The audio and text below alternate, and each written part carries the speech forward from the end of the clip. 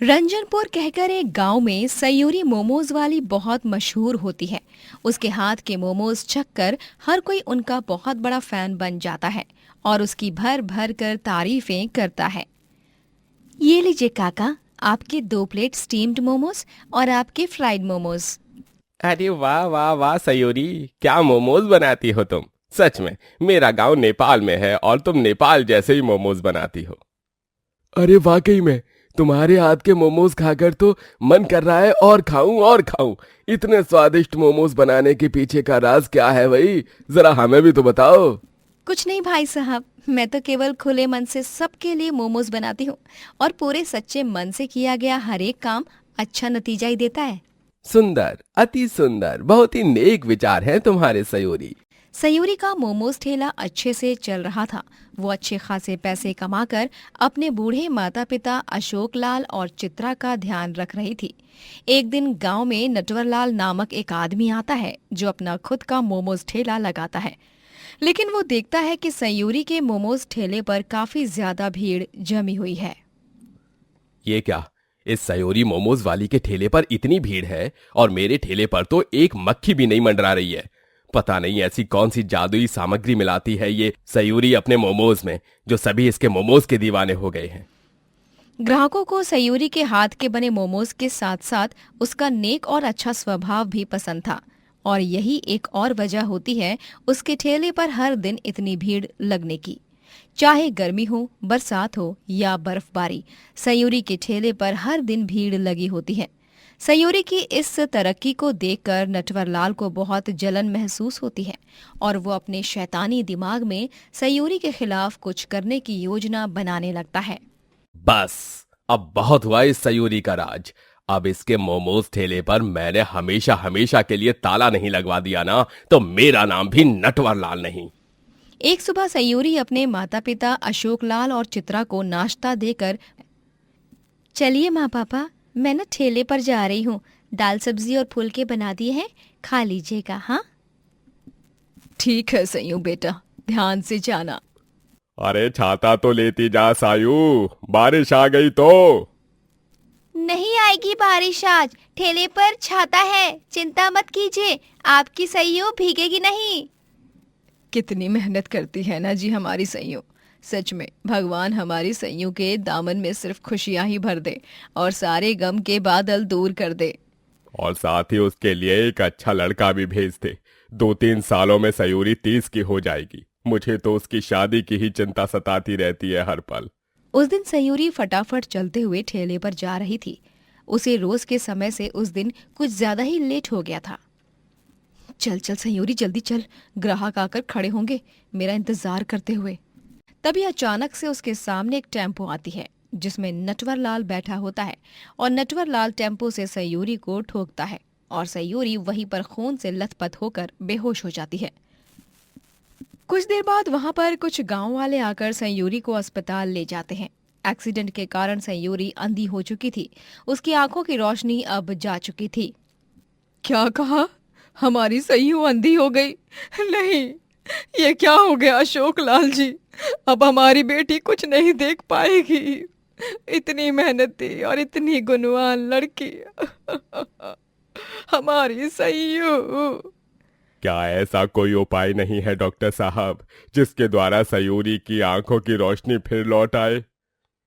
नहीं अशोक लाल काका, सयूरी की आंखों की रोशनी अब कभी नहीं लौटेगी। वो हमेशा हमेशा के लिए अंधी हो चुकी है। चित्रा और अशोक लाल का रो रो कर बुरा हाल हो जाता है। सयूरी अब स्टिक के साथ ही रहती है और उसी की मदद से वो घर में चल फिर पाती है। उसे कुछ न दिखाई देने के कारण अब वो मोमोज बेचना भी बंद कर देती है और सभी गांव वालों को ना चाहते हुए भी नटवर लाल के यहाँ मोमोज खाने जाना पड़ता है। अरे लीजिए लीजिए लीजिए, गर्मा गर्म मोमोज लीजिए। अरे ऐसे मोमोज कहीं नहीं खाए होंगे, एकदम सस्ते दाम वाले मोमोज। अरे ये मोमोज तो सच में बहुत ही सस्ते हैं, चल इन्हें खाते हैं। अरे स्वाद तो ठीक ठाक है, लेकिन सयूरी के हाथ के बने मोमोज की बात ही कुछ अलग थी। बेचारी की आंखों की रोशनी चली गई है, अब वो फिर कभी मोमोज नहीं बेचेगी। इन लोगों को नहीं पता कि उसके अंधे होने के पीछे मेरा ही हाथ है, क्योंकि मैंने ही उसे टेम्पो से ठोका था। मुझे लगा कि वो अपाहिज हो जाएगी, लेकिन वो तो अंधी हो गई। ये तो बहुत ही अच्छी बात है। अब बस मेरा रास्ता साफ हो गया है और मैं सुकून से मोमोज बेचकर पैसे कमा सकता हूँ। नटवरलाल सस्ते दाम में मोमोज बेच तो रहा था, लेकिन वो उनमें कई सारे हानिकारक पदार्थ का मिश्रण करके, मिलावट करके उन मोमोज को बेच रहा था। एक दिन सयूरी के दरवाजे पर एक गरीब बूढ़ा आदमी आता है और वो उससे कुछ खाने के लिए मांगता है। खाने के लिए? हे भगवान, माँ और पापा दोनों सो रहे हैं। अब मैं इन बूढ़े काका को खाना कैसे दूं? मैं इन्हें मना भी नहीं कर सकती। नहीं नहीं, मुझे कुछ ना कुछ तो बनाकर देना ही होगा इन्हें। मैं देख नहीं सकती हूँ, लेकिन महसूस ज़रूर कर सकती हूँ। और मोमोज बनाने के लिए लगने वाले हर एक सामान को मैं महसूस करके पता लगा सकती हूँ कि वो कहाँ है। सयूरी तुरंत रसोई में जाकर महसूस कर करके मोमोज बनाती है और उसके हाथ को गैस के गर्म झटके तो लगते हैं, लेकिन उसके बावजूद भी वो मोमोज बनाती है और उस बूढ़े आदमी को खाने के लिए देती है। उन मोमोज को खाकर बूढ़ा आदमी बहुत खुश हो जाता है और वो एक फरिश्ता में बदल जाता है जिसके पास जादुई शक्तियां होती हैं। वो अपनी जादुई शक्तियों से सयूरी की आंखों की रोशनी वापस लौटा देता है और फरिश्ते को देखकर सयूरी चकित रह जाती है। हाँ, ये क्या? आप एक फरिश्ता हो और आपने ही अपने जादू से मेरे आंखों की रोशनी वापस लाई? हाँ सयोरी, तुमने अंधे होने के बावजूद इतने जायकेदार मोमोज बनाए और मुझे खाने के लिए दिए। तुम्हारी इंसानियत के आगे मेरा जादू कुछ भी नहीं है। तुम सच में कमाल हो सयोरी, इसलिए मैं तुम्हारे भीतर जादुई शक्तियां दे रहा हूं जिनसे तुम बुराई का विनाश कर सको और अच्छे और नेक काम करके लोगों की जान बचा सको। हाँ फरिश्ता, लेकिन आप ये क्यों कह रहे हैं? क्योंकि नटवरलाल ही है वो शख्स जिसने टेम्पो से तुम्हें जानबूझकर ठोका था और अब वो मोमोज में मिलावट करके सस्ते दाम में बेच रहा है। पूरे गांव की तबीयत बिगड़ चुकी है और वो तुम ही हो जो अब पूरे गांव को बचाकर उस नटवरलाल का विनाश कर सकती हो। आप चिंता मत कीजिए फरिश्ता, अब ये सयूरी उस नटवरलाल को हर हाल में बर्बाद करके ही रहेगी। फरिश्ता सयूरी के भीतर जादुई शक्तियां देता है और सयूरी सीधे नटवरलाल के ठेले में जाती है और उसे जादुई शक्तियों के जरिए एक पिंजरे में कैद कर देती है जिसमें उसे बहुत दर्द होता है और वो दर्द से कराहने लगता है। अरे बाहर निकालो मुझे इस पिंजरे से। सयूरी, सयूरी, मुझे इस पिंजरे से बाहर निकालो। निकालूंगी, लेकिन उसके लिए तुम्हें पूरे गांव से माफी मांगनी होगी और अपना सच कबूल करना होगा कि तुमने ही मुझे मारा था और तुम मिलावट करके पूरे गांव में मोमोज बेच रहे हो। ठीक है, मैं कबूल कर दूंगा ये सब। नटवरलाल पूरे गांव के सामने अपने सारे गुनाह कबूल करता है और फिर उसे जेल की सजा होती है। सयूरी अपनी जादुई शक्तियों से गांव के सभी बीमार लोगों को ठीक कर देती है और वो जादुई शक्तियों का त्याग करके फिर से सीधा सरल जीवन जीने लगती है और मोमोज बेचकर खूब सफल होती है। गोरखपुर नामक एक गांव में किशोर चंद नामक एक ब्राह्मण अपनी बीवी सुधा के साथ रहता है। वो बहुत आलसी होता है और दिन रात बस घर पर आराम करता रहता है। सुधा किशोर चंद के इस बर्ताव से बहुत परेशान होती है। दिन रात बस सोना, खाना, पीना और फिर से सोना, हाँ बस यही चल रहा है तुम्हारा। अरे तनिक मंदिर जाकर अपना काम करो। लोगों की शादियां, बच्चों के नामकरण, लोगों की कुंडली मिलान, न जाने कितने ग्राहक आकर गए, लेकिन तुम अपने आलस को छोड़ने से रहे। अरे सुधा, क्या तुम भी इतना सुनाती रहती हो मुझे? अरे मैंने तुमसे कहा ना, मुझे ये जग की मोह माया नहीं चाहिए। मुझे मेरे शंकर जी जरूर मदद करेंगे। वो मेरा साया बनकर हमेशा मेरे साथ ही रहते हैं। भगवान कभी भी किसी आलसी भक्त का साथ नहीं देते हैं और तुम जो कहते रहते हो, तुम्हारे शंकर भगवान भी तुमसे निराश ही होंगे। इतना आलस करना किसी पाप से कम नहीं है। सुधा, अपनी बकर बकर बंद करो और जाओ आज मेरे लिए वो पकौड़े वाली कढ़ी बनाओ। उसके साथ चावल और घी के फुलके, आहा, खाने का मजा ही कुछ और है। बस ठूसने का पता है और कुछ काम तो तुमसे होगा नहीं कभी। किशोर चंद दिन रात बस खाता पीता और सोता रहता है। वो सुबह सवेरे उठकर शंकर भगवान की पूजा करके नाश्ता करता है और फिर से बिस्तर पकड़कर सो जाता है। और यूं ही वो केवल खाना खाने के लिए उठता है और कभी कभार मन किया तो जंगल या गांव के किसी इलाके में टहलने चला जाता है। सुधा तो अपने आलसी पति से तंग आ चुकी थी। चिंता मत करो सुधा बिटिया, सब कुछ ठीक हो जाएगा। देखना तुम, दामाद जी जल्द ही फिर से ठीक हो जाएंगे और फुर्ती से सारे काम करने लगेंगे। ये मैं तुम्हें पूरे यकीन से कहती हूँ। ऐसा कभी नहीं होगा माँ, क्योंकि आपके दामाद ने खाना पीना और सोना इन सब कामों से जीवन भर की दोस्ती कर ली है और उन्हें इन कामों के अलावा दुनिया में और कोई काम दिखता ही नहीं है। दिन रात खेत में मैं किसानी करती हूँ, तब जाकर कुछ पैसे आ पाते हैं। बात तो तुम्हारी भी सही है। दामाद जी एक बहुत ही अच्छे और नामी ब्राह्मण थे, लेकिन अचानक से उन्हें ये क्या हो गया, कुछ समझ ही नहीं आया।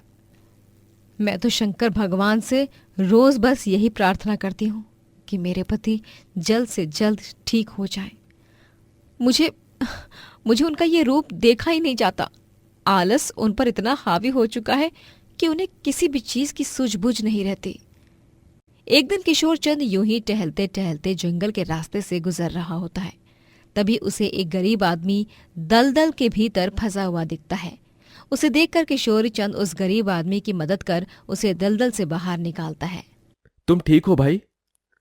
हाँ ब्राह्मण जी, आपका बहुत बहुत धन्यवाद मेरी जान बचाने के लिए। अरे इसमें क्या धन्यवाद। इतना कहते ही वो आदमी शंकर भगवान में बदल जाते हैं और साक्षात शंकर भगवान को देख किशोर चंद की आंखें फटी की फटी रह जाती हैं। शंकर भगवान, आप यहाँ पर? हाँ किशोर चंद, तुम दिन रात मेरा स्मरण करते रहते हो, इसलिए मुझे तो तुमसे मिलने आना ही था। तुम आलसी हो, लेकिन समय आने पर तुमने एक गरीब मुश्किल में फंसे आदमी की मदद की। यही तुम्हारा अच्छा कर्म है। कहो, क्या उपहार चाहिए तुम्हें?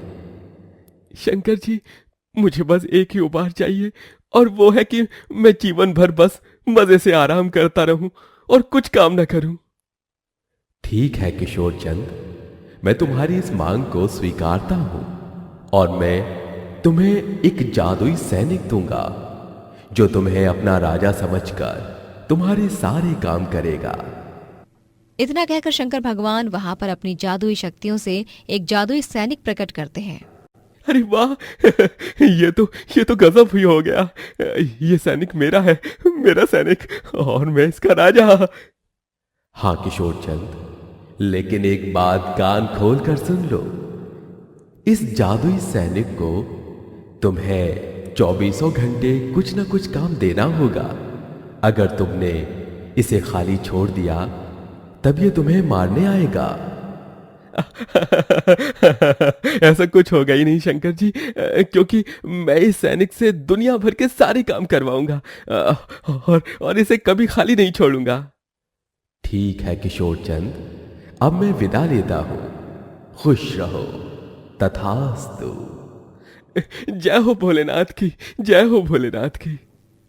शंकर भगवान इतना कहकर अदृश्य हो जाते हैं। उसके बाद किशोर चंद उस जादुई सैनिक को अपने घर ले जाता है और तब वहां पर सुधा और उसकी माँ भी मौजूद होते हैं। वो दोनों किशोर चंद और उस जादुई सैनिक को देख हैरान रह जाते हैं।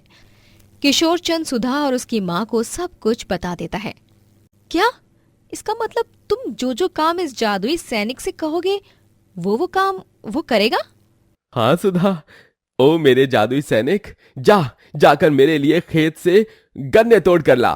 ठीक है राजा जी। ऐसा कहकर सैनिक वहां से चला जाता है और वो 1 मिनट के अंदर किशोर चंद के लिए ढेर सारे गन्ने तोड़कर लाता है। ये देख किशोर चंद, सुधा और उसकी माँ भौचक्का रह जाते हैं। ये क्या है? इस जादुई सैनिक ने तो 1 मिनट के अंदर ही ये सारे गन्ने तोड़ लाए। क्योंकि मैं अपने राजा जी का जादुई सैनिक हूँ। बहुत खूब मेरे जादुई सैनिक, यूं ही मेरे सारे काम एक झटके में कर दिया करो। जी राजा जी। चलिए अब जल्दी से मुझे मेरा अगला काम बता दो। मुझे बगल वाले गांव में से रमेश समोसे वाले के समोसे ले आओ।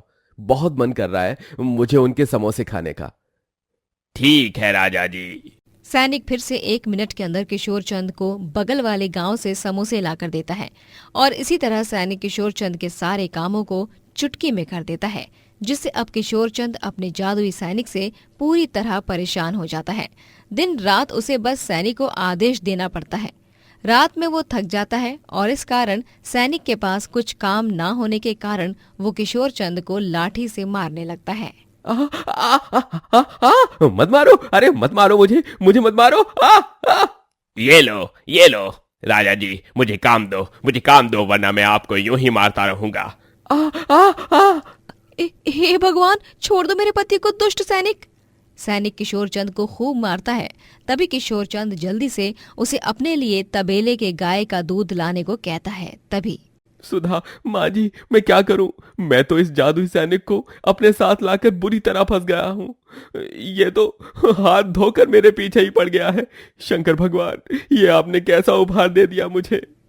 मेरे पास उस जादुई सैनिक को हमेशा हमेशा के लिए दूर करने का तोड़ है, लेकिन आपको वादा करना होगा दामाद जी कि आप आज के बाद कभी भी आलस नहीं करोगे और हमेशा मेहनत और परिश्रम करके आगे बढ़ोगे और अपने सारे काम करोगे।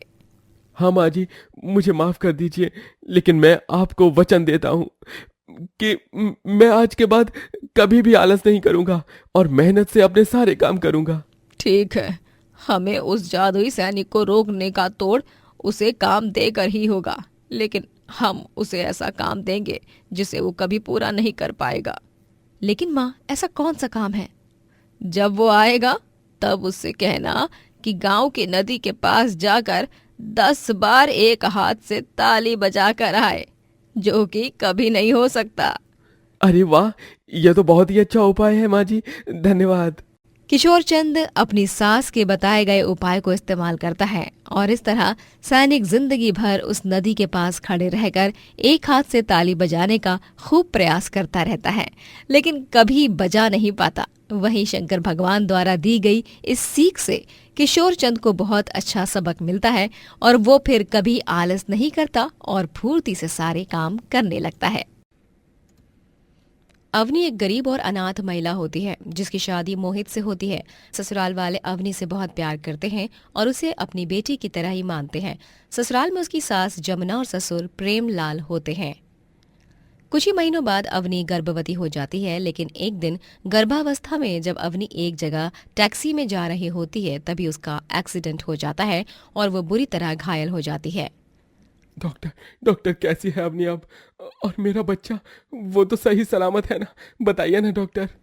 अरे डॉक्टर बाबू, तुमने मौन व्रत धारण कर लिया है क्या? हाँ, अरे जल्दी बताओ, हमारी बहू ठीक है या नहीं? पेशेंट ठीक है, लेकिन क्या डॉक्टर साहब, बताइए। बच्चा नहीं बचा पाई। पेशेंट का गर्भपात हो चुका है और अब वो कभी भी मां नहीं बन सकती है। डॉक्टर की ये बात सुनकर मोहित, जमुना और प्रेमलाल तीनों हैरान रह जाते हैं। हे माँ, माता जी! ये आप क्या कह रहे हैं डॉक्टर? ऐसा नहीं हो सकता, ऐसा नहीं हो सकता। ये क्या हो गया पापा? माँ! मैंने कहा था बहू की कुंडली अच्छी नहीं है, वो पनौती ही है और उसी के वजह से हमारे खानदान के आने वाला चिराग खोया है। 2 दिन बाद अवनी को हॉस्पिटल से डिस्चार्ज मिलने के बाद घर वाले अवनी को घर में लेने से पहले ही उसे घर से बाहर निकाल देते हैं और उसके मुंह पर उसके सारे कपड़े फेंक देते हैं। ये आप लोग क्या कर रहे हैं? मेरा सामान और मुझे घर से बाहर क्यों निकाल रहे हैं? सिर्फ इसलिए क्योंकि मैं अब कभी भी माँ नहीं बन सकती? हाँ, क्योंकि अब हम इस घर में तुम जैसी पनौती को बिल्कुल नहीं रख सकते। तुम एक बांझ हो और बांझ एक पनौती होती है। अवनी, आज से हम तुमसे सारे रिश्ते नाते तोड़ते हैं। आइंदा फिर कभी हमें अपनी ये घटिया और मनहूसियत भरी शक्ल मत दिखाना तुम। लेकिन मेरी बात तो सुनिए। अवनी कुछ और कहती उससे पहले ही मोहित उसके मुंह पर दरवाजा बंद कर देता है और बेचारी अवनी अब यहाँ से वहां भटकते हुए दूसरे गांव पहुंच जाती है। वो 2 दिन वहां के एक मंदिर में रहती है, लेकिन उसके बाद उसके पास एक औरत आती है और कहती है, अरे ओ बहन, अरे तुम्हें काम चाहिए था ना? है मेरे पास काम, वो भी बहुत अच्छा। अरे वाह, धन्यवाद बहन जी। कहाँ है काम? कैसा है काम, बताइए ना। एक औरत है, वकील है, अपनी दादी के साथ रहती है। उसके घर पर दिन रात रहना है और घर का सारा काम करना है। वाह वाह, ये तो बहुत ही अच्छा काम है। हाँ, सो तो है, तनख्वाह वगैरह का तो मुझसे पूछ लेना, ठीक है? ठीक है बहन जी, तनख्वाह का क्या है, मुझे 24 घंटे रहने के लिए छत भी मिल गई है और काम भी मिल गया। मुझे अगर उन्होंने तनख्वाह नहीं भी दी तो भी कोई शिकवा नहीं। अवनी उस औरत के घर जाती है। उसका नाम सुजाता होता है। सुजाता एक वकील होती है जो अपनी बूढ़ी दादी के साथ रहती है। अवनी वहाँ काम करने लगती है। झाड़ू पोछा से लेकर खाना बनाने तक सारे काम अवनी अच्छे से कर लेती है, जिससे सुजाता और उसकी दादी बहुत खुश होते हैं। अवनी सुजाता और दादी को अपनी पूरी कहानी बताती है, कैसे उसके बांझ होने के बाद उसके पति और सास ससुर ने उसे घर से बाहर निकाल दिया। तभी एक वकील होने के नाते मैं यही कहूंगी कि तुम्हारे पति और सास ससुर ने तुम्हारे साथ बहुत गलत किया है अवनी। खैर, तुम्हें बस अब अपने अतीत के पन्नों को फाड़ कर फेंक देना है और जिंदगी की किताब में नए पन्नों के साथ नई शुरुआत करनी है। हाँ दादी, आप सही कह रही हो। मैं अब बस आगे बढ़ना चाहती हूँ और जीवन में कुछ करना चाहती हूँ। अवनी एक दिन सुजाता और दादी को अपने हाथों की स्पेशल दही पूड़ी बनाकर खिलाती है और उन्हें वो दही पूड़ी इतनी पसंद आती है कि वो दोनों 2 प्लेट एक झटके में ख़त्म कर देते हैं। अवनी, ये दही पूड़ी एकदम माइंड ब्लोइंग है। क्या सॉलिड बनाई है तुमने।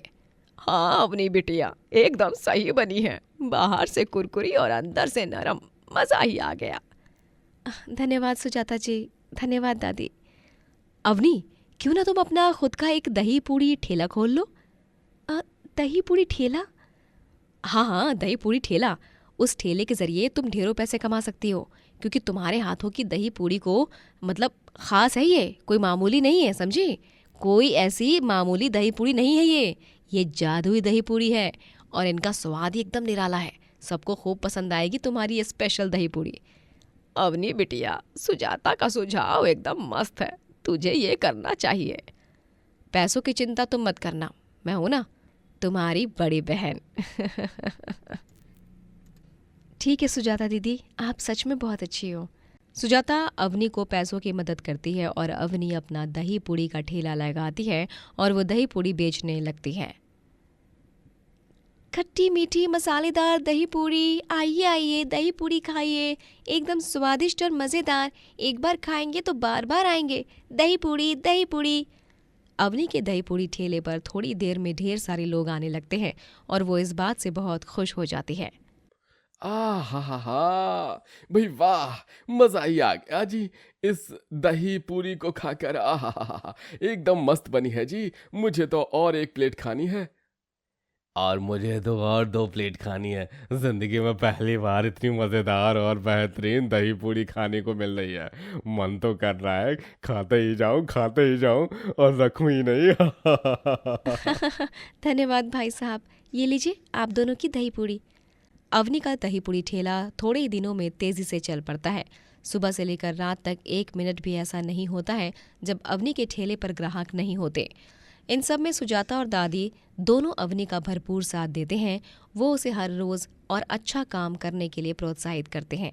लेकिन अवनी के दही पूड़ी ठेले से मोहल्ले की रूबी पानी पूरी वाली के पास ग्राहक आना कम हो जाते हैं, जिस कारण रूबी का माथा गर्म हो जाता है। इस अवनी की बच्ची के कारण ही मेरे ठेले पर कोई नहीं आ रहा है। अब तू देख अवनी, कैसे मैं तेरा जीना दुश्वार करती हूँ और तुझे हवालात की हवा खाने भेजती हूँ।